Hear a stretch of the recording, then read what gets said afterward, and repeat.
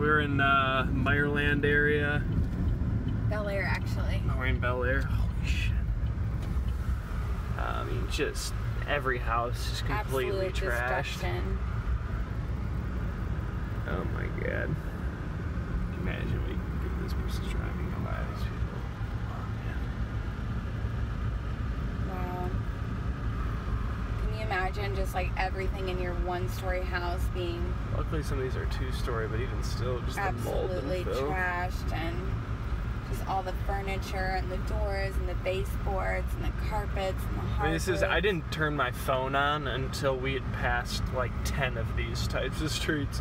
This is just one street in like a 0.2 mile radius.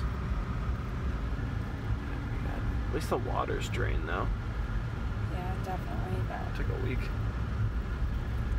took a long time. Just a lot of people lost so much stuff. Alright, we're gonna queue this up when we get closer to the house that we're delivering lunches at.